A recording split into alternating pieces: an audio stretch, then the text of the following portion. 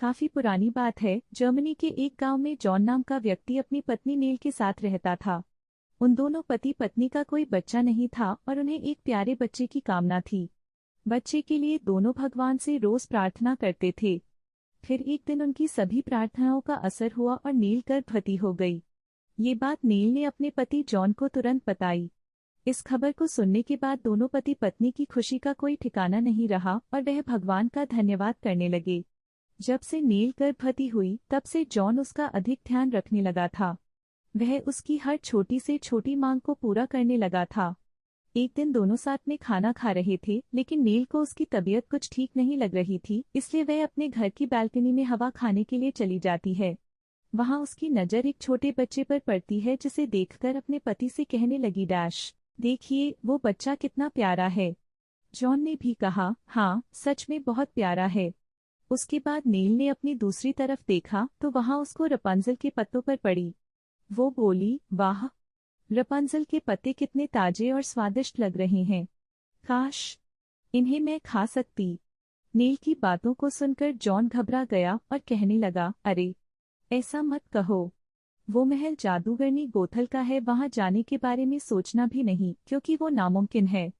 वो जादूगरनी अपने बगीचे में किसी को जाने नहीं देती। तुम उसकी जगह कुछ और खा लो। लेकिन नील नहीं मानी और रपुंज़ल के पत्ते खाने की जिद करने लगी। जॉन क्या करता, अपनी पत्नी की जिद के आगे झुक गया और जादूगरनी गोथल की हवेली रपुंज़ल के पत्ते मांगने पहुंच गया। इस बात पर जादूगरनी ने कहा, तुम्हारी इतनी हिम्मत, तुम यहाँ पत्ते मांगने आ गए। तुम यहाँ से चले जाओ, तुम्हें कुछ नहीं मिलेगा। जादूगरनी गोथल की बातों को सुनकर जॉन उदास होकर वहां से निकल गया।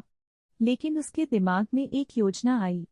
वह आधी रात को जादूगरनी के बगीचे में टोकरी लेकर गया और वहां उसने रपुंज़ल के पत्ते चुरा लिए और चुपचाप निकल गया।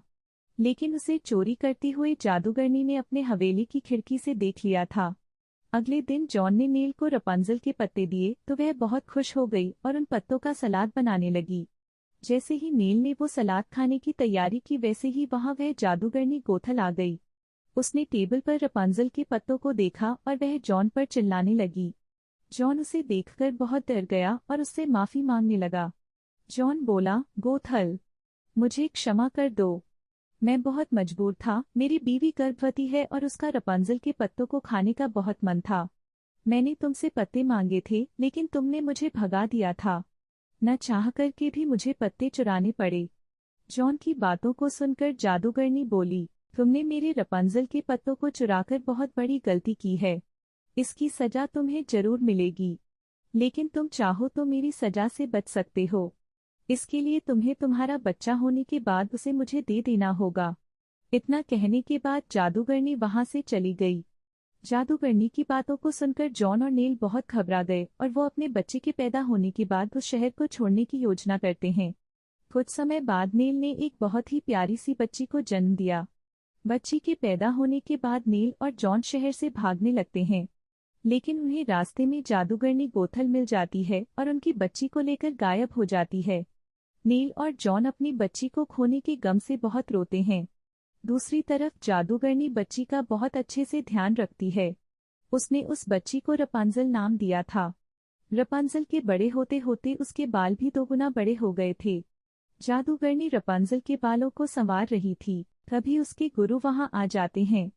गुरु गोथल से बोलते हैं, सुनो गोथल, अब वक्त आ गया है कि तुम रपुंज़ल को लेकर मेरी मीनार में आ जाओ। अब तुम्हें ही उस मीनार की देखभाल करनी है। इतना कहने के बाद गोथल के गुरु उसे और रपुंज़ल को वहां से लेकर अपने मीनार पहुंचे।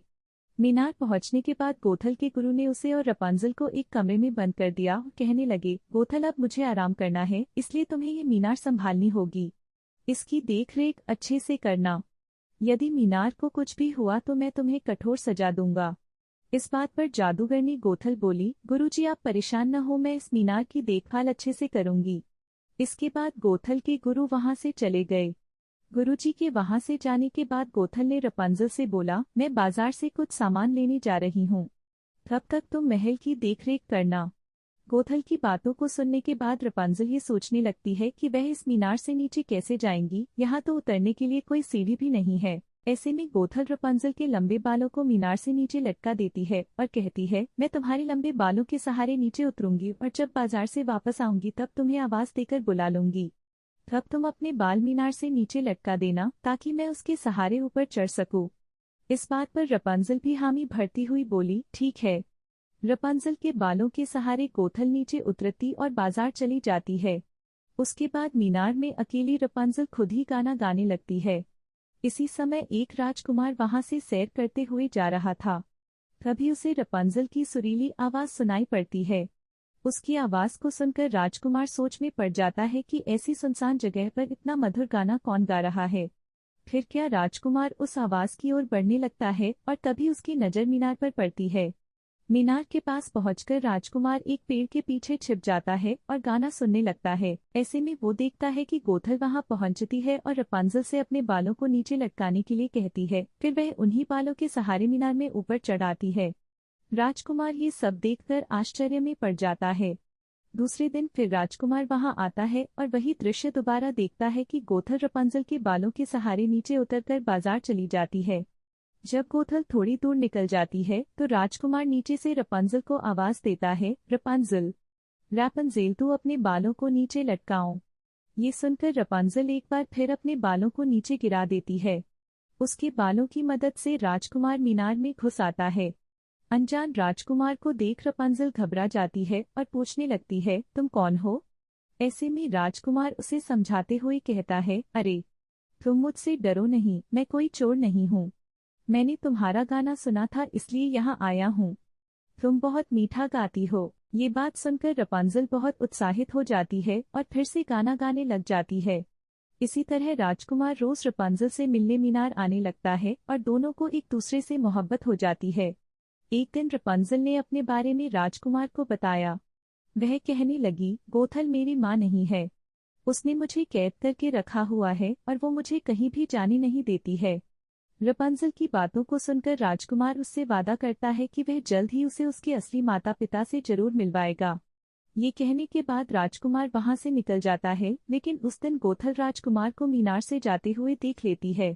गोथल तुरंत रपुंजल को बाल नीचे गिराने की आवाज देने लगती है, रपुंजल, रैपुंज़ेल, तुम अपने बालों को नीचे गिराओ।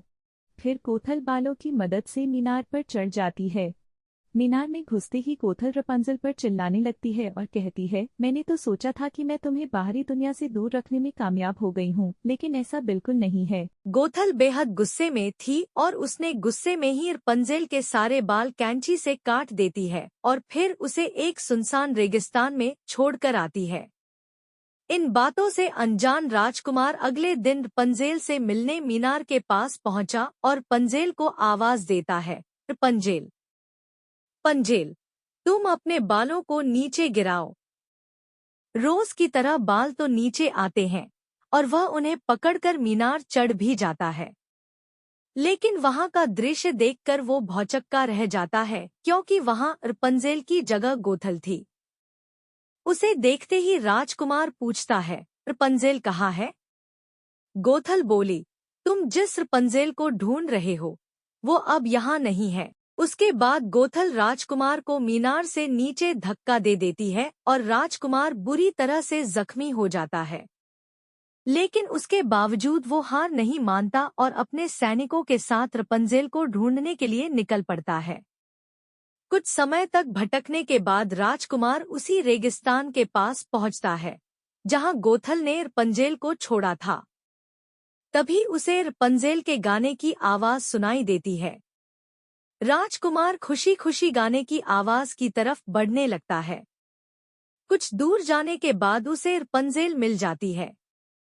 रपुंजल को देखकर राजकुमार बहुत खुश होता है और उसे लेकर वापस मीनार की तरफ बढ़ जाता है। मीनार पहुंचने के बाद राजकुमार ने अपने सैनिकों को उसे तोड़ने के लिए कहता है। ऐसे में गोथल ने सैनिकों को बहुत रोकने का प्रयास करती है।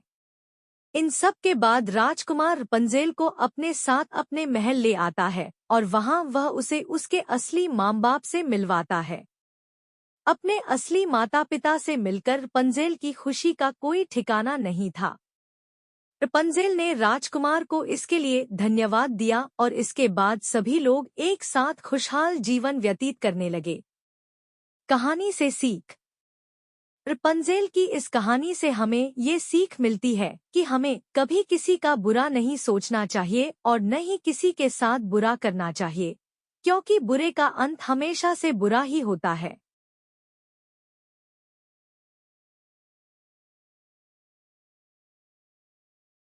कहानी अच्छी लगी हो तो वीडियो को लाइक करें, शेयर करें, कमेंट करें और हमारी कहानी आप तक पहुंचे इसलिए चैनल को सब्सक्राइब करें और बेल आइकन को दबाना ना भूलें।